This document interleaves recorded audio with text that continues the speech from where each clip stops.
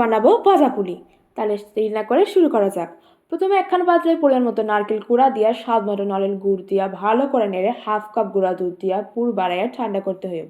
আর একটা পাত্রে অল্প সাদা তেল দিয়া পাঁচ ফোড়ন দিয়ে 3 থেকে 4টে শুকনো লঙ্কা কেটে দিয়ে ভাজা হলে পরিমাণ মতো মুগ ডাল দিয়ে ভালো করে ভেজে গরম জল ঢেলে স্বাদ মতো নুন দিয়ে সেদ্ধ করতে হবে। আর এটা কিন্তু খুব সহজ রান্না, তোমরা বাড়িতে বানাইতে পারবো এবং আর ভালো টেস্টিও হবে। ডাল সেদ্ধ হলে অল্প অল্প করে চালের গুঁড়া দিয়া আমাদের মন্ডখান বানাইতে হইতো। মন্ডটা ভালো করে মাইখা নিতে হইও। একটু অল্প গরম অবস্থায় মাইখা নিলে ভালো হবে, কারণ অতিরিক্ত গরম অবস্থায় আমাদের হাত পড়ে যায়।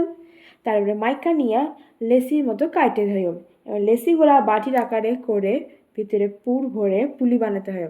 একটা কড়াইতে তেল দিয়ে পুলিগুলা ডিপ ফ্রাই করলে হয়ে যাবে আমাদের মুগ ডালের ভাজা পুলি।